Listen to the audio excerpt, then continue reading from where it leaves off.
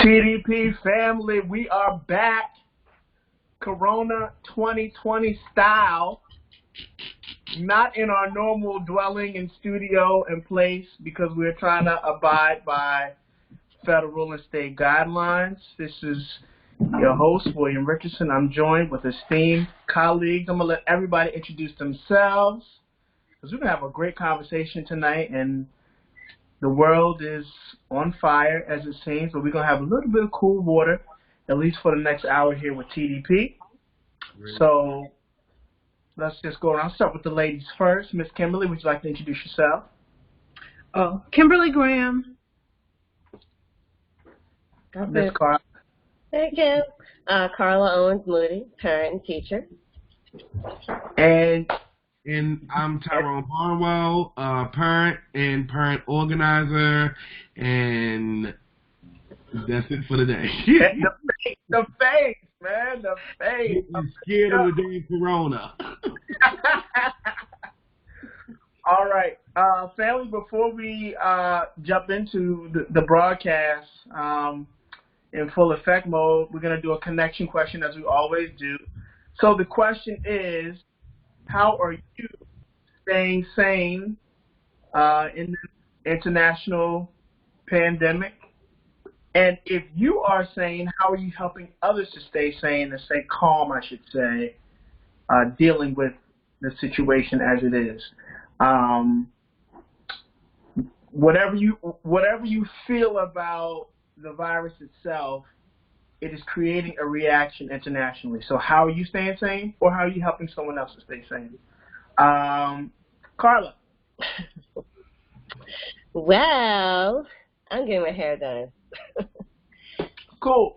Honestly, I am getting my hair done, and I'm hanging out with my family, my sisters, my nieces, my son. We're just enjoying family time, playing games, watching movies, cracking jokes, making the best of it. Beautiful. Miss Kimberly? I don't know if I'm sane. I don't know if I'm sane ever. So I think I just do a lot of prayer and a lot of self-reflection and try to put in place as many fun things as I can around the house with family. So that's about it. All right. Thank you, Kimberly. That was honest. I know that's a lot of people have that exact sentiment. Yeah. Yeah. I asked Kimberly because I don't know if I can't really say that I'm ever sane either. In most cases, and in this one,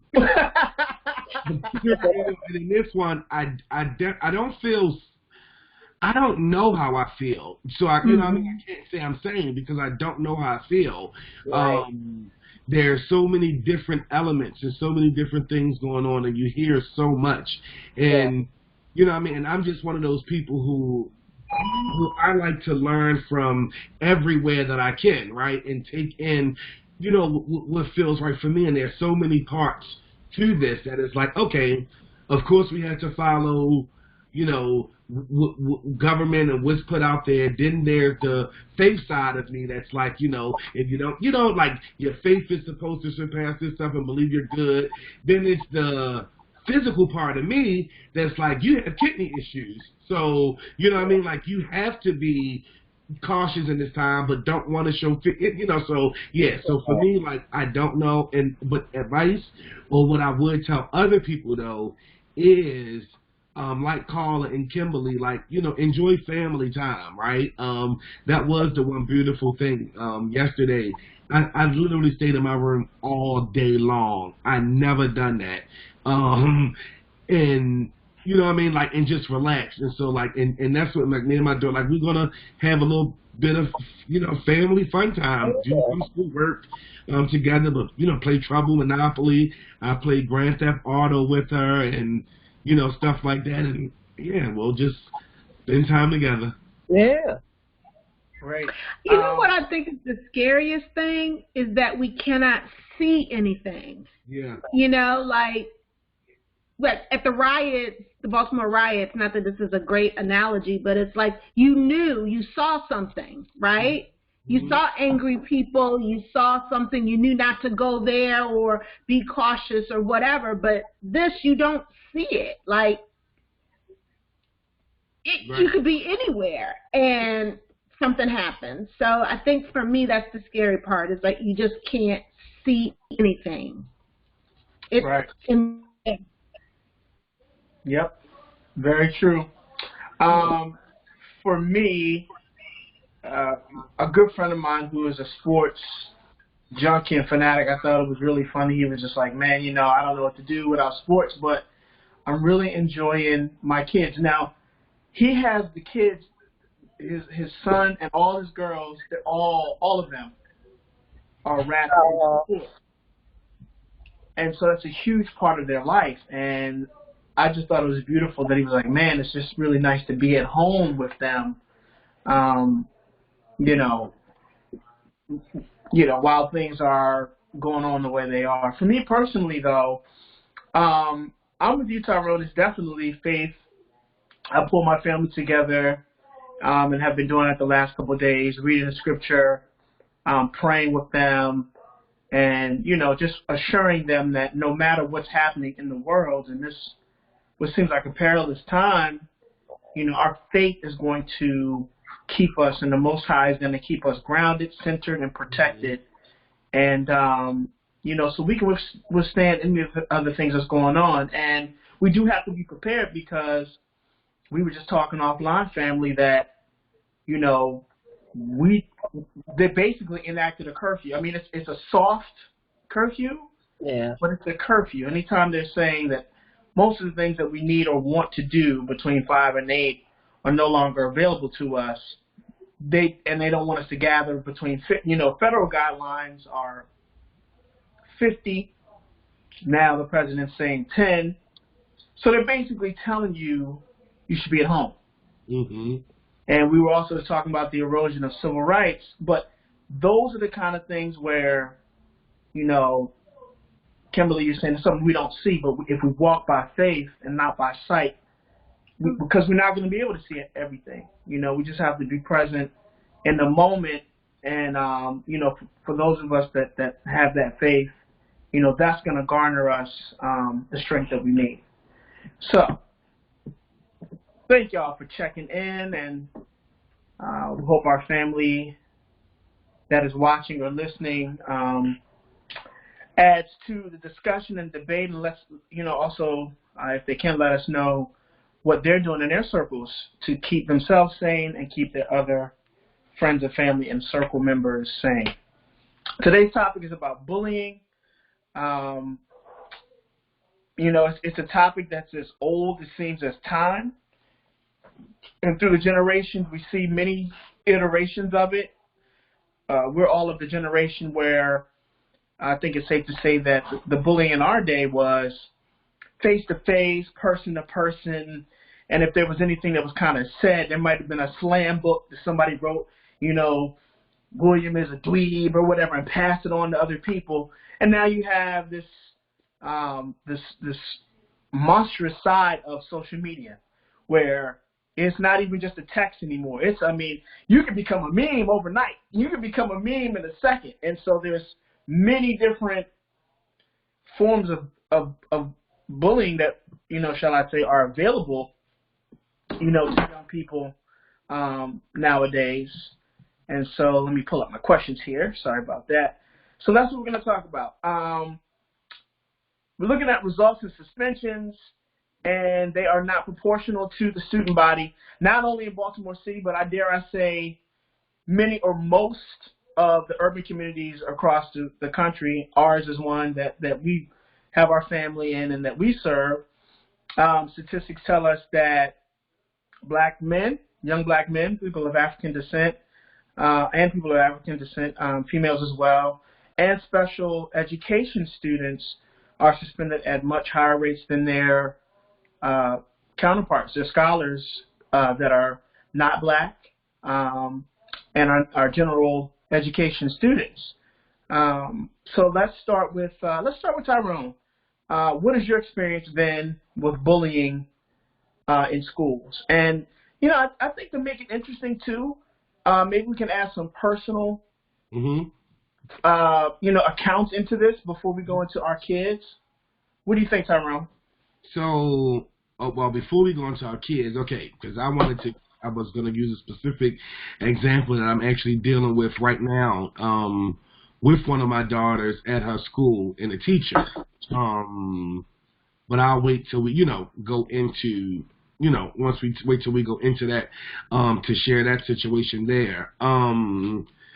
My experience, like for me, I don't like the setup for how things are done, okay, like the bullying reporting system, okay. I don't think it actually gets to any real issues. I don't think there's real follow-up with it. And it takes so long for things to, it takes so little time for things to escalate, and it takes so long for things to become a, you know what I mean, seen in an issue through the way that the bullying system, the way that the bullying system works, because, you know, you have to submit these bullying forms, okay? And if you don't submit the form the proper way, or if you don't go online, parents need to know that they need to go online directly and submit the form, because if you submit it to a school, it's up to the school to actually turn the report in. If the school doesn't turn the report in, no one ever hears about the report. So, you know what I mean, and I think that's like, so that's an issue for me, because it's like everyone don't know that information is not made, you know, ready for us to know, for all parents to know that this is what you have to do. You don't find out about it until you're in a situation, and again, situations elevate really, really fast. So I think there needs to be a quicker response, you know, and a different way to dealing with bullying, instead of me just putting the report in, you know, through a system and waiting for you all to get to this ticket, or waiting for you all to decide if it's big enough or if it's important enough for you to act on right now, because my kid's safety is super important to me, and I hope it is for, you know, those that educate them and that work with them, as well as other kids' safety. And it just doesn't seem like there's a sense of urgency around bullying as there should be, you know, within the public school system. Okay, Kimberly? I agree with that. I think that it's unfortunate that there's so many layers to it, because honestly, when it happens to your child, you don't see the layers. You just want action. And when you are faced with so much paperwork, or like you have to talk to the teacher, and then you got to talk to the principal, and then the principal has to, you know, it gets frustrating, I think, for the parent, because we want action when we know something has happened with our child. So part of it is parents understanding the process, but part of it is just the process needs to be revamped. So. Right. I mean, it's like you're filling out a medical form. Exactly. And you get frustrated, and you're already frustrated because your child is frustrated, hurt, angry, crying, you know, and then, you know, yeah, you it's feel kind it of all like, wrong. yeah, And it's almost like, reaction from parents. Yeah. You know, it really causes a different reaction from parents, because, again, like, if my child is crying and angry and hurt, and I'm hurt, you know, and I don't know what response is going to be the most productive response in the time that I'm watching my child cry and, you know what I mean, and it's hurting. Like, no. Right. Karla, jump on in here, Karla. What you think? You know, I have to agree with both Tyrone and Kim. It is a very frustrating, it's frustrating to watch. It's frustrating to witness. It's frustrating to be a part of. The system is extremely flawed, unfortunately, and we all know that. We have to do better. We have a more streamlined system. Like what Tyrone said, I mean, I work at a school. I didn't know that. You shared something with me that I didn't know. Right. Because once we hand it off to, an administrator, it's kind of out of our hands. Yeah. And then what? Right. And from that administrative level, I mean, honestly, when I've had the issue in my school, I handle it outside. I don't want the parents to deal with that form. Yeah. I don't think it's fair. Yeah. And so I don't deal with it like that. It's bullying. We're going to handle it as quickly, as expeditiously as possible to protect the victim, and so the parent feels like they have justice, and to get the kid that's bullying the victim, to get them some services. They need help. Yeah, they do need help. Those children need help. Yes, I'm not going to say, okay, little John got bullied. Here's the form. Fill out the form. I'm not doing that. No. I'm not doing that. And I know that's against city protocol, but it doesn't make sense to do so in that moment. And I know part of what they're doing is, I think what they're trying to do is gather more data to say so many people are bullied or whatever. But I think there could be a quicker way of tracking that information. Okay. What are they doing with the data? Like, they're just saying more people are bullied, but what does that mean? Like, yeah, I mean, you're got to be some action steps to. Yeah, so you're kind of talking about the accountability side. Like, once we've the bully now, what's the accountability data? Like, how many victims are being helped? And Kimberly and Karla, you asked a great question, and we're going to talk about what the city is purportedly doing. It triggers an investigation. Right. It triggers an investigation. It triggers an investigation, and we were going to talk about this later anyway, but there is a sitting task force right now that's studying what is happening within the city with our children. This is how we shout out again to Rebecca Yenaway for the statistics, and Tyrone for inviting me, I don't know, about a month ago now, to my first task force meeting down on North Avenue. And I was underwhelmed, to say the least, by what I saw, what I heard. So we'll get into that a little bit later. Karla, question for you. Why do kids bully? Why do you think that happens, Karla? And then we'll go to Kimberly. Same question. Why do kids bully? And then Tyrone can round it out for that question. In my experience, there's some type of unsatisfied need, whether it's to be a part of, to, be in this group, to receive this type of love or this type of affection. There's some type of unmet need that often the person that is doing the bullying has. And it's within them, but they're seeing it kind of met through the person that they're bullying sometimes. In my experience, that's what I see. And it's sad because I always try to combat that. That's my job, is I always try to combat that kind of behavior. What is it that I can do to help you feel better about who you are so you don't have to take this out on somebody else?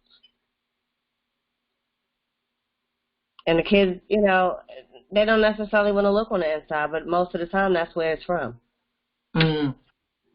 Yes. Kimberly? I think they're hurting. I think it could be some drama at home. It could be a multitude of hurt and pain that they are experiencing. Or it could just be a situation that they don't know how to deal with, either in school or out of school, and they act out. And I think adults do it too, but that's for another time. Because I think we need to learn how to deal with uncomfortable situations. And I don't really think as little people we're taught how to deal with uncomfortable situations. So I guess in a nutshell, I would just say it's hurt and they're acting out. And the bully needs help, as well as the person who is being bullied needs help. And they need to be able to wrap that around both, like the bully needs to know that that's not right, and the person who's being bullied has to also know that it's not right, and kind of have some kind of, if possible, some kind of closure there. And I'm concerned when we've talked, you talked earlier about some investigation has to happen. Sometimes for me, that is such a long period of time and so much stuff because it's paperwork, right? And dealing with North Avenue or whatever.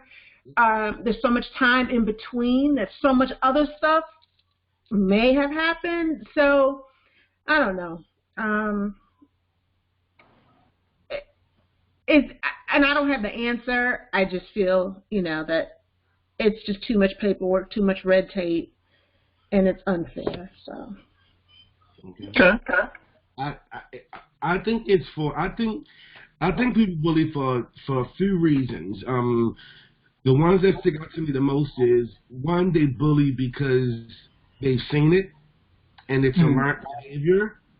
Okay, that's one reason. It's a learned behavior.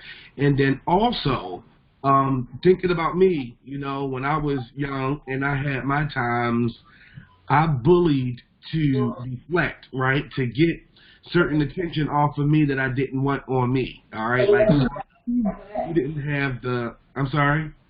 Okay, sorry. Growing up, we didn't have the, single mom, we didn't have the resources that other people had. So instead of you talking about my unnamed brand shoes, I'm going to come in and I'm going to get on you first to be, become the funny person. And, and that way people will see me as the funny guy and, and maybe they won't talk about me in this moment, right? If I put the attention on somebody else. And I know that to be true for not only myself, but for other people as well. Keeping the attention off of me and putting it on someone else. I think those are the for me. Huh? So that's an unmet need. Yeah. Yeah. I think those are the two main reasons. Why folks bully and where it comes from. Yeah, for me, those. Okay. I think you put it very succinctly, Karla, an unmet need, and Kimberly, very practically, people in pain, and Tyrone rounding it out because, I don't know who coined the phrase, but I think it's a perfect phrase. Hurt people. I mean, I've seen it on a bumper sticker. I was like, that is profound. I don't know who coined that, but that is profound. And it's not always physical violence. It's sometimes, it can show up as narcissism, but that's a show for another time. But thank y'all for that. So Tyrone, you were talking about it. You fill out a form. My child is bullied. I fill out a form. An investigation ensues. Can you go into that a little bit more? You said it triggers an investigation. Can you help us understand that? So once you fill out a form, there are. I'm so sorry, I do not know the title offhand of the person, but at North Avenue, it's someone that worked there that they directly go to, and folks, for listeners and stuff, I will be sure to come back with the title and post it so that y'all know. Excuse me, but they, once it's put in, it becomes like a ticket. And they then are supposed to follow up and see in which category does it fall under? From my understanding, if we had an event before and someone from the district actually came, there actually has to be like a buildup of complaints put in on a student before there's actually a real action taken. So if just you put in a report, you have to continuously do it before it's taken like, okay, this is serious now, let me jump on it and address it. Because just the initial report that you put in does not get you a reaction.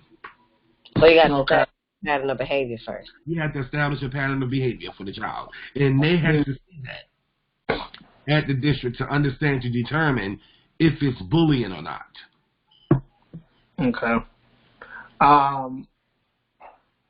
Tyrone, how is TDP holding the district's feet to the fire, or at least keeping parents informed? What is TDP doing to help that?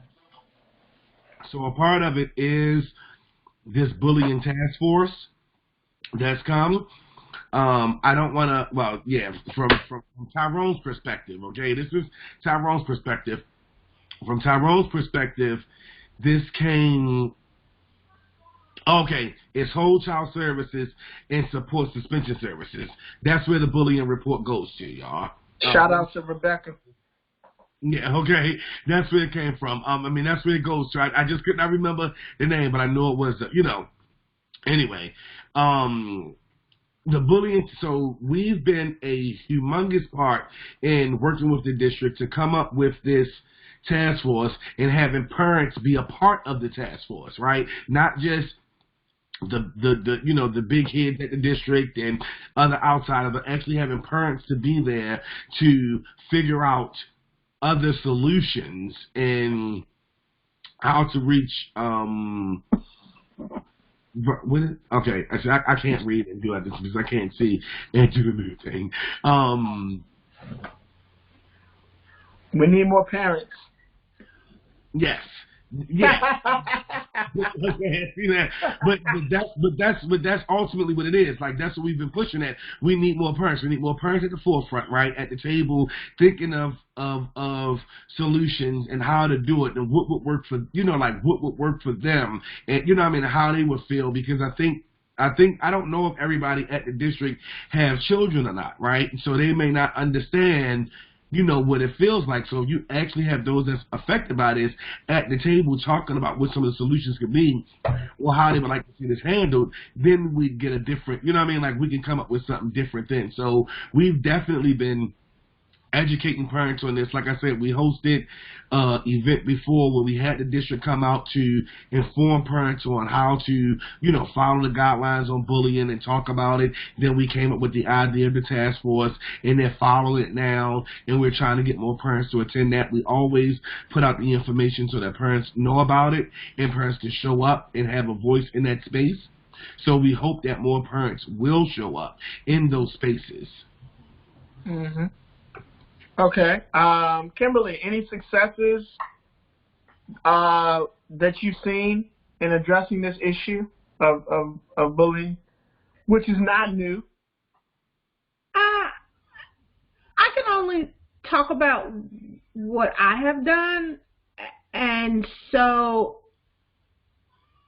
I just contacted the principal myself, the assistant principal, the teacher, the after-school person. I just contacted everybody, and I said, this can't really go on. We need to meet. And I was kind of in their face about it. After the email, they saw my face, quite, that same day. And I just made it clear that I need to know what's happening.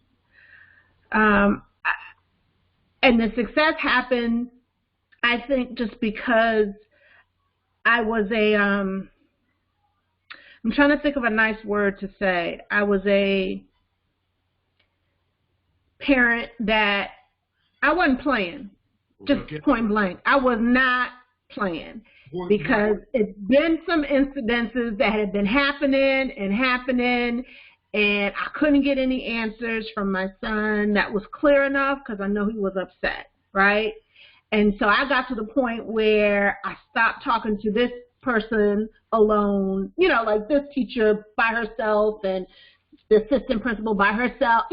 I said, let's all meet, because I got to get to the bottom of it. And so I think, there were some steps taken, because I just wasn't playing, and I wasn't going to stop.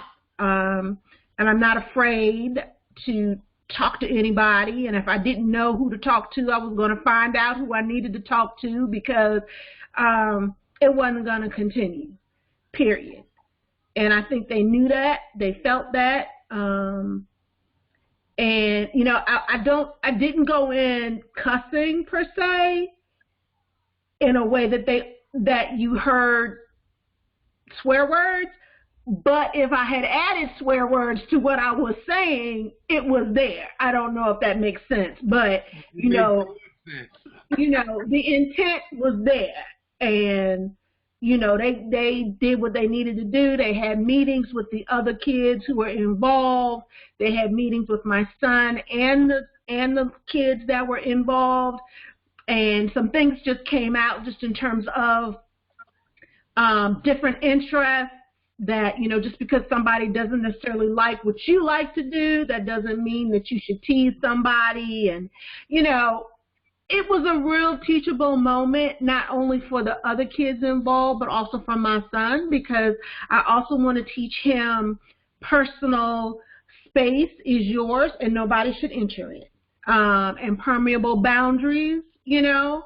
I want him to build up some internal fortitude, some grit, some grime, you know what I mean? To say that, you know, you're not going to mess with me but so much. And so I don't know if that's appropriate for everybody, but yeah, so I'm teaching him that as well. But I think because we had that conversation, and I had conversations with everybody involved, not the kids, but the adults, that it started to really trickle and wrap around, and I started to hear some really good feedback, and my son started to actually share with me some really good feedback, so I was pleased with that. Okay. So, Kimberly, that was direct action. You didn't go any further than... I wasn't playing. I'm sorry. You know, No, that's fine. I mean, that's valuable information that I think some of the parents, you know, would do well to follow, right? You listen to everyone that was involved, all the adults that were involved individually. Mm-hmm. You called them together. You held them accountable by being firm but respectful. Yes. And in that, you achieved the results that you wanted, which is to have which is the leaders of the team, of the school, and to have a conversation with the bully's parents, and also with the children. So that's important. So I'm gonna follow up. I'm gonna ask you this, Kimberly. I'm gonna follow up with you, and then we'll go to Karla and then to Tyrone. Same question after I follow up with you is, how could that school have done things differently for you?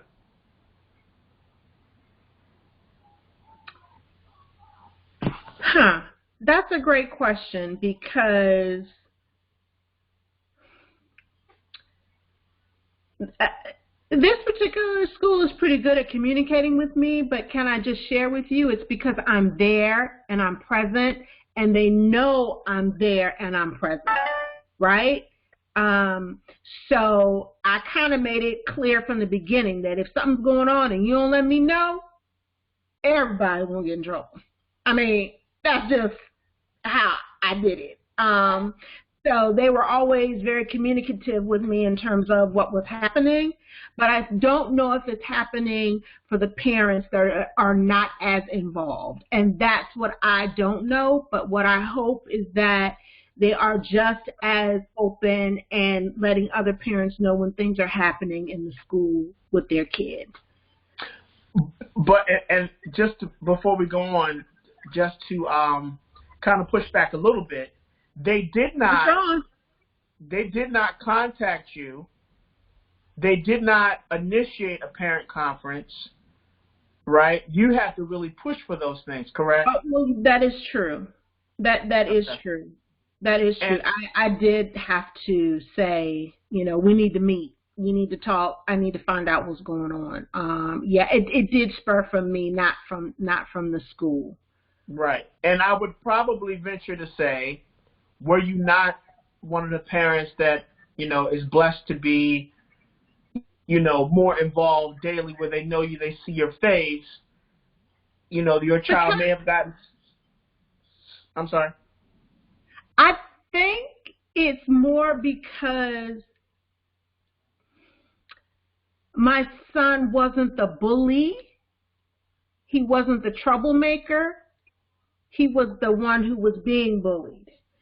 So it feels like schools may be more aggressive to the kids' parents that act out more. Does that make sense? Yeah. Because they're disruptive in class and they're, doing all this stuff all the time, and there's so much the kids in trouble. And I feel like some schools, some administrators, some teachers are more apt to bring in those parents to say your kid is bad, right? And correct his behavior, and not necessarily, the other way around. That's just my opinion. I could be off with that, but no, I think that's true. I agree, Kim. I know you was gonna go to Karla, but I agree because you always hear schools say that kids are a reflection of their parents.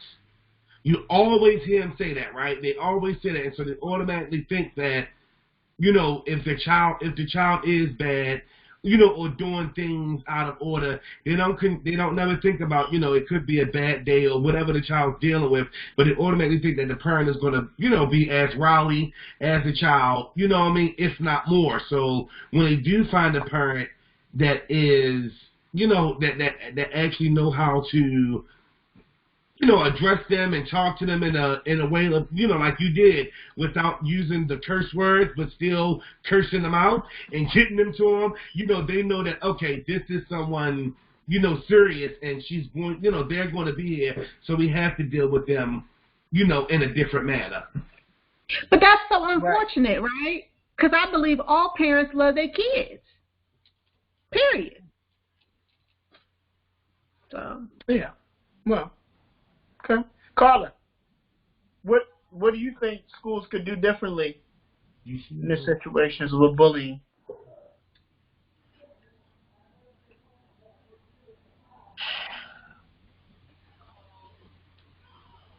So many things. The truth is exactly what she just said, honestly. The person that is doing the bullying often will get more of the attention from all of the staff than the kid that is getting bullied, which I hate. I hate to see it. I hate to witness it. It's unfortunate is the word that I think you used, and that's exactly what it is, because we spend so much of our time chasing a kid that's creating all the problems. We don't really get to put as much time into the kid that is getting bullied. And they need just as much help, if not more, than on this situation. Right. At the same time, I have honestly seen some restorative circles and restorative practices, rather. I've seen those being implemented into smaller setting groups, and I've seen some successes in terms of the bullies becoming best friends, at least close enough to work together, to do projects together in a successful way, to work towards a common goal, and not have any adverse situations arise. So I've seen those, and I have to contribute that again to restorative practices because it took them a long way. But I would like to see a lot more of that, and it's not as much as it should be, but I think it's something we are all working towards every day. Yeah, Karla and Kimberly, you're stealing my thunder there because. And I'm going to pass it to you, Tyrell. I mean, what outside of restorative practices, and I say outside because you may have some other ideas, but, restorative practices, I just think is a crucial component in I know this sounds pie in the sky, but community healing. Mm-hmm. It is. And community healing starts, one person, two-person relationship at a time, and then you branch out into that. But I'll shut up. Outside of that, or even including that, Tyrone, what are your thoughts for the schools doing things differently, and also for the district? I'm gonna put that on you too. So what I'm going to do is, she said, but that's what I was going to do because I am like RP, right? Like I'm like RP, and I'll give a specific example, okay, to show you all like with restorative practices. So I had a cousin goes to school and was banked on the bus, and and it was like out of nowhere. Didn't even have an interaction with the other student or anything, right? Like it just happened or whatever. So at first, and I'm just being real, the old me and the old family would have been like, call your cousins, let's go up to school, let's whoop that, you understand what I'm saying? And we would have been defending that way. However, because I know RP now some, right, and I'm learning and stuff, it was like, and I come from the mindset too that the person who was bullied is like, hey mama, I'm sorry y'all, my babies just wants attention. The person who is being bullied is not the only one who needs help in the situation. Mm-hmm. It's the person who's done the bullying also. Mm-hmm. And what I love about RP and what happens, and when you have a conversation, you actually get to hear both sides. And if the kids are willing and open to be a part of the circle, it gives you a different perspective. So once my cousin actually heard what was going on with the other kid, even though she was still upset, right, that you took this anger out on her, she still felt empathy for this other person. You know what I mean? Knowing what you were going through. And from there, even now to this day, they're actually friends. Mm-hmm. You know what I mean? They're cool. They were able to, one, put that situation aside, come to an agreement, and apologize and everything, but, actually hearing what that other kid was going through, it had everybody in that room like, damn, this is the reality of a middle school kid. You know what I mean? And we all need to support you as much as I need to support my family member because, yeah, they're hurt and emotional over the situation. We need to get behind this child and support because they have no support system at home. Mm-hmm. They have no support system at home. So I do there probably are other ways.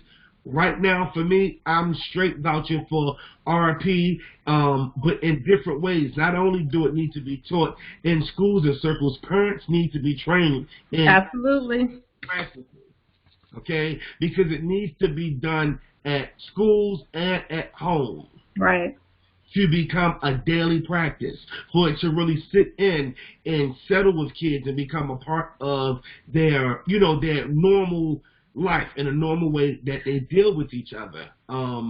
Yeah, that's so. I honestly I can't really think of no other way. I mean, you could say like mediation and have groups come in, but that still is a form of RP. You know what I mean? So it's like that's what it results to. The big thing is getting the investment put in RP now, the financial investment and the support behind it. So again, not only they're doing circles in schools and RP schools, but their parents are fully trained and equipped to to keep it going on at home.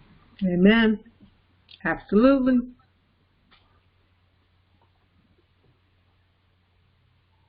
Hold on, William, are you talking? I was, but I was muted. I'm sorry. Oh, you muted yourself. I'm like, I got the mute thing. I've been doing it, but I ain't mute you. Yeah. No. Karla, I'm going to start with you, and then Kimberly, and then Tyrone. Rebecca gave us a stat. Shout out again to Rebecca, who's recording and producing the show today. She gave us a stat saying that black children, black males in particular, and special education students are suspended at higher rates. I could not help but think about the prison industrial complex and how the demographics here that she points out in terms of the population of students, scholars that are suspended, are the same, with the exception of the Latino population, the Native American population, at not similar rates, but the next in line, and then of course the poor white American population. Okay, Why do you think, Karla, I'm coming to you, and I know this is off script. I know we're going off script. I know we're going off topic. But y'all been dropping dimes today, dropping jewels today, Karla. What do you see the link? What is the link? Talk to me, Karla. Kimberly, you next. I can honestly say, working in the school system, working directly with our 501 IEP population, they do get suspended more. Just in the past week, I've had 3 of my favorite students, the ones that don't necessarily comply with every other teacher, but I know I'm a little bit more unorthodox. But, when they come back and ask them, well, what happened? You were fine in my class. It's like, yeah, Miss Moody, it's different in here. And I was like, what does that mean? They said, because out there I can't be myself.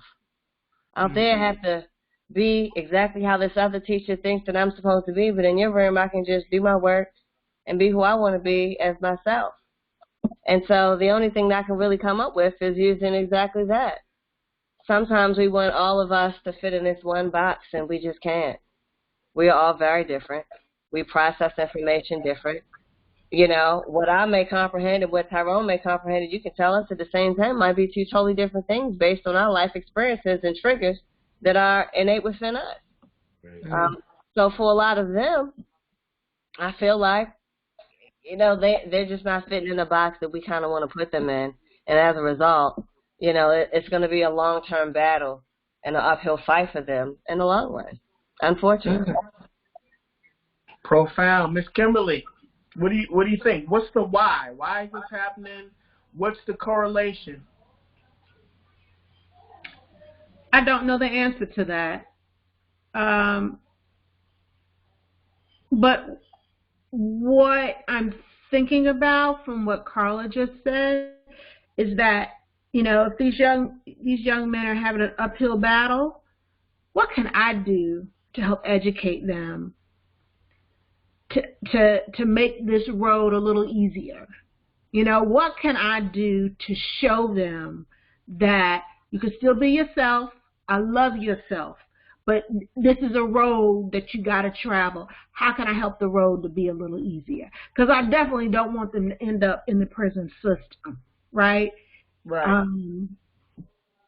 Not at all. And I struggle with that every day. I work with an older population, college age, and some of the young men who bounce up to that level and get into a higher education, still, they have the brain. They smart.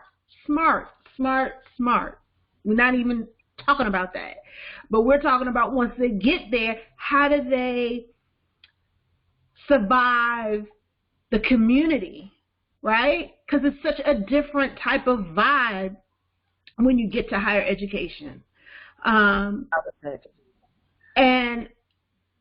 I struggle with it every day. I'd love some guidance and some more help on how to do that, because our young men are so smart, right? But how they process, how they do is different, and it's cool. But when they're in certain situations that don't allow them to be who they are, how do we still allow them to thrive? How do we teach them to thrive in spite of and despite of all the other stuff that's out there? I don't know. Tyrone?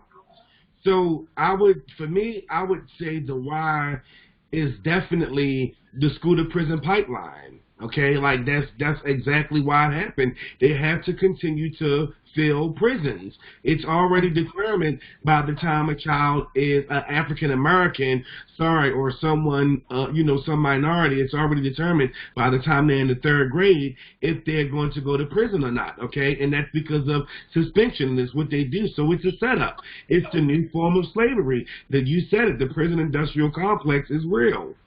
It's real, and they target our babies from a young age. Mm-hmm. Right.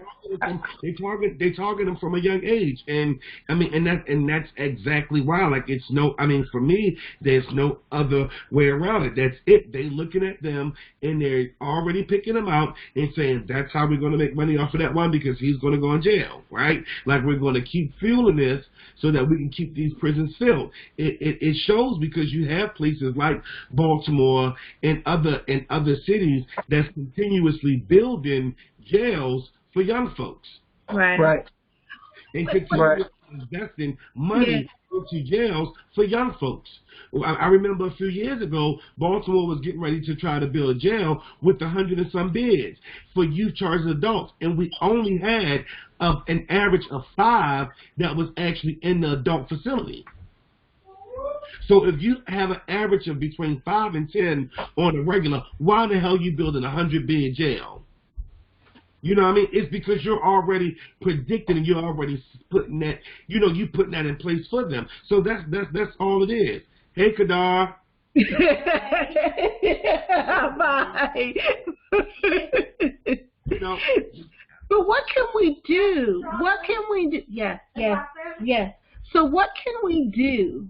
I mean, I'm so serious about this. It just breaks my heart. And I feel you, Tyrone, because I know it's real. Right? I know it's real.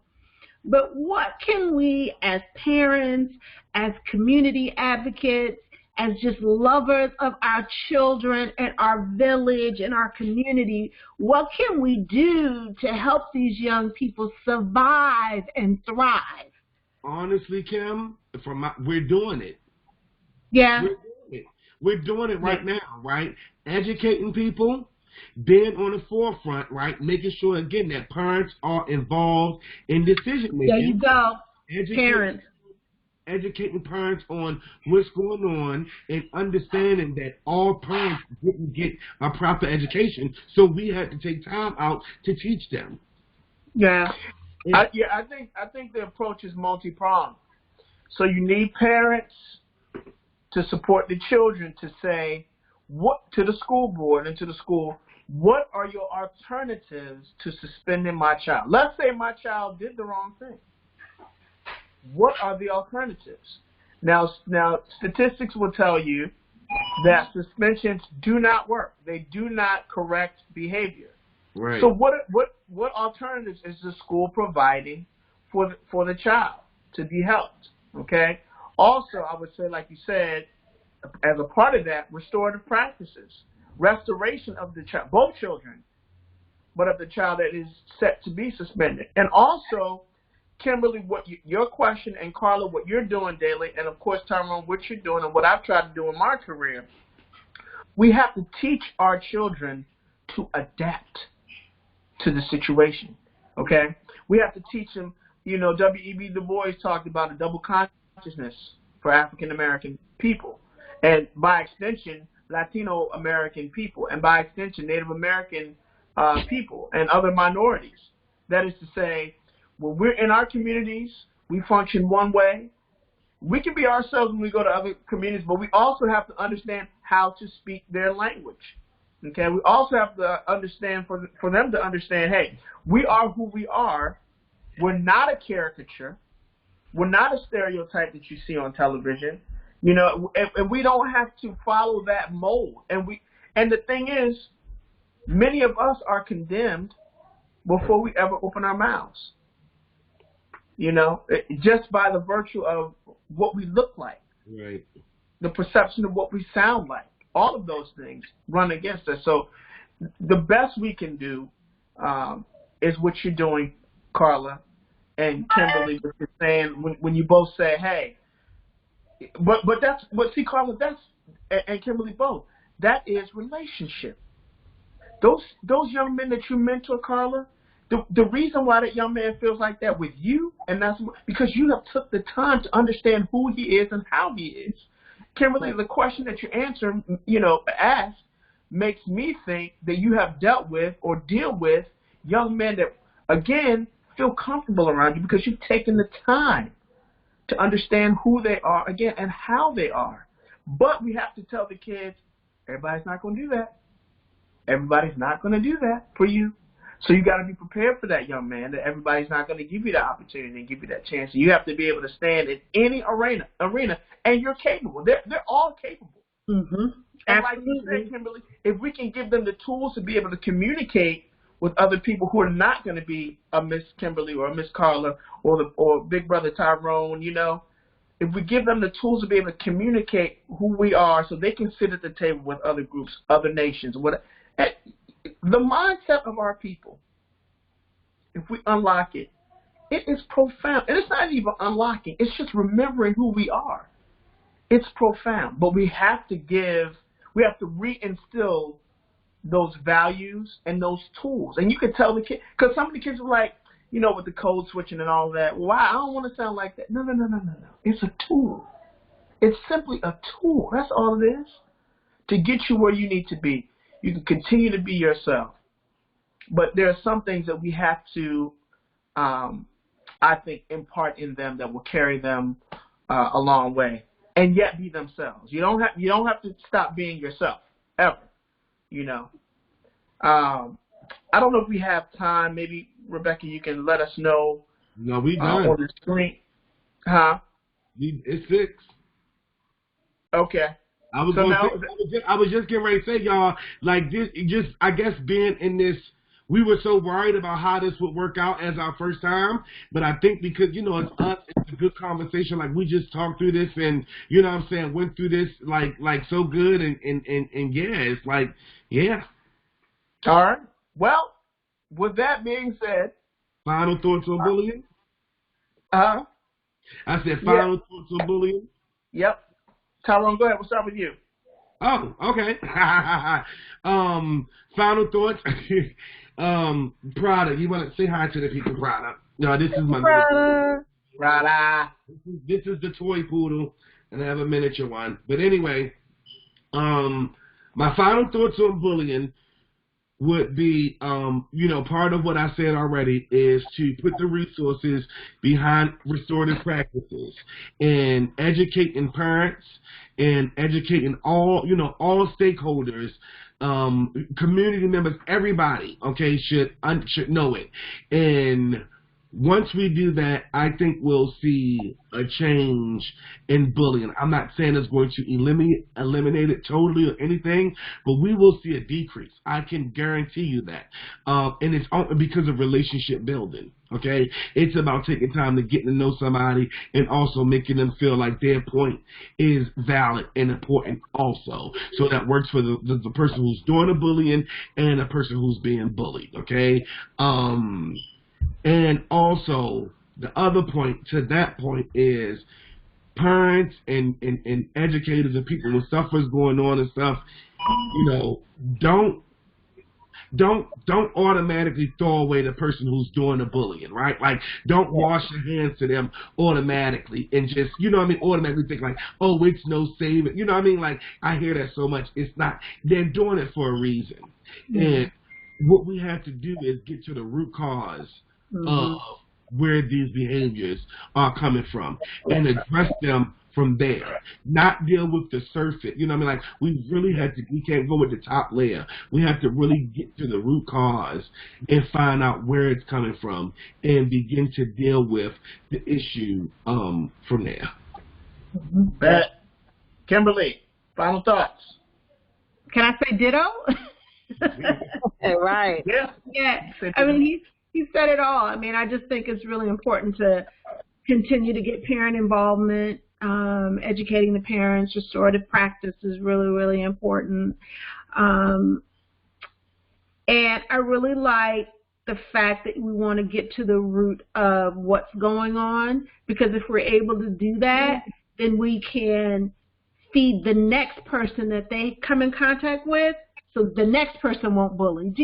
I don't know if I'm making sense. Like, once we kind of heal here, that person will be healed, and the next person they touch will be healed, right? And then it'll just continue on. So it's so important. Absolutely. Karla, final thoughts. Everybody should be held accountable. We should all learn restorative practices and stop it. There you go.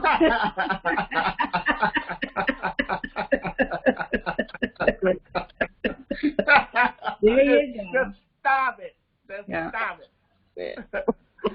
All right. Well, thank you, Kimberly and Karla, of course, Tyrone, for making this a very, very fun, corona-free. hour. Join us again, family. We'll probably be broadcasting in the same format next week, more than likely, considering the kind of tightening of our society in Maryland and nationwide. But like we said, take some advice from our esteemed panel here. Love on one another, pray on one another, with one another. Enjoy your time together. It's a beautiful thing, and as my mom might say years ago, you need to just sit down. So sometimes you just need to sit down somewhere. Yeah. And that's it. And we're so busy all the time that we think we got to be on the go, or else nothing's happening, or we're gonna miss something. Mm-hmm. So from our family to yours, Facebook watchers, wherever you're watching us or listening to us, thank you. We can't wait to get back with you next week, and hopefully we can get another live stream. And Brother Tyrone will be shouting y'all out. And shout out again to Rebecca. Thanks for making this happen. And the questions and the direction. Thank you, Rebecca. And as Tyrone said, Rebecca, next time we need to have you on with your insightful self. I'm glad you put it out there, William. Hi, Rebecca. Folks, because we're streaming, y'all, we will upload this. Y'all will see this. Ask questions, share your thoughts, and get back to us. I'm just thinking, y'all, I'm putting this out there to them. Y'all can let us know, but if we will, it seems like we may have a lot of time at home and some free time. So if we do get questions, maybe we could follow up one day this week, with just a quick video thing. It doesn't take much and answer and do a Q&A, answer some questions, and talk with some people or something like that. Maybe that's something that we could set up after they get to do it and watch it. Cool. So we look forward from you all, visitors, guests, and regular Parent Power group watchers. Yeah. All right. That's it, and that's all. Peace, y'all. See y'all. Okay, we're no longer recording. The recording has stopped. Bet. That was great, y'all. Yeah, it was. It was fun. It was fun. Rebecca. Hey. Oh, wait. Now you want to come on. Now you want to talk. I'm actually going to come on camera. Now you want to be on camera. I would have just sat there the majority of the time. I didn't want to just sit there without anything. No, you wouldn't have, because all of the stuff that you were saying and questions would have helped. Yes. It would have helped the conversation, so you wouldn't have just been sitting there, Rebecca. Oh my goodness. But yeah, I thought it was a very engaging conversation. I don't know. I feel like Tyrone, you're always relaxed, but I almost felt like some of you were more relaxed than you normally are. I don't know if it's just because you're in your houses and I don't know. I just felt like it was deep. It was good. I think it is. Are we home? We're in the more. I don't have my shoes on. You know what I mean? Like I don't need so you just like really comfortable and like just chill. Yes, indeed. That's cool. I could definitely see see that. So. Yeah, it was fun, Karla. No. I'm in the process of getting it done. We took an hour break for the show. I had to go to my door to let my dogs in because they were not going to stop beating. I didn't know if y'all. Well, I muted my phone so y'all couldn't hear them, but they were going crazy at my office door. Like, let me in here. I know you're in. I didn't hear. I had to let them in, and the little one have not left yet. She's right here. Aww. Cutie. Yeah, right here. Will not leave. So cool. Yep. So I told Kadar not to come in, but it didn't work. So sorry. Hey, he's lucky he got out there because I was about to ask him a question. I'm like, oh, young man, what do you think about bullying?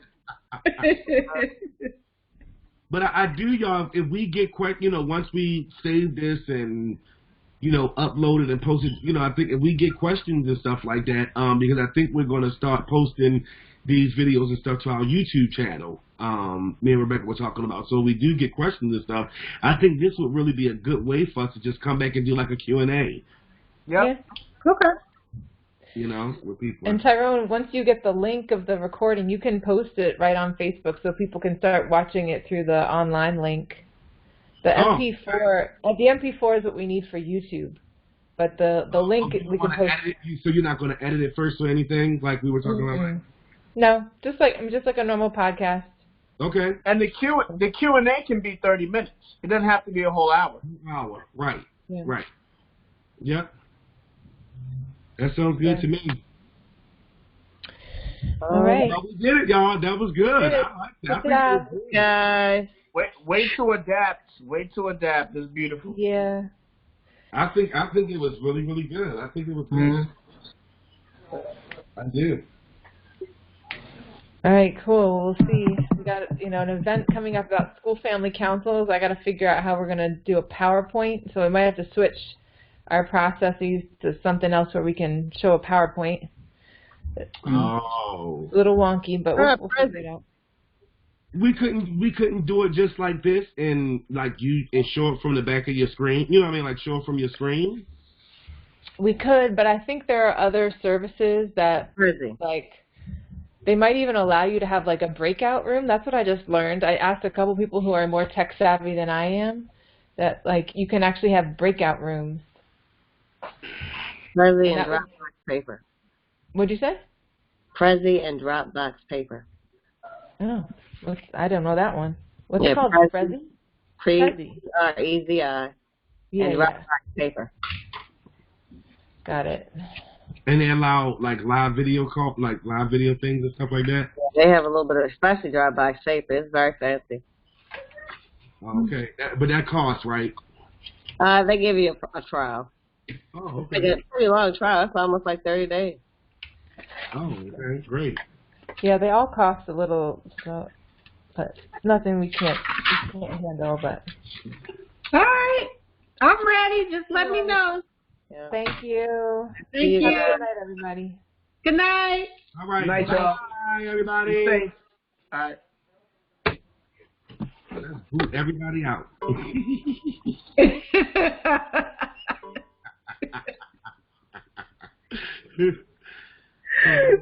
Oh, man. Y'all funny.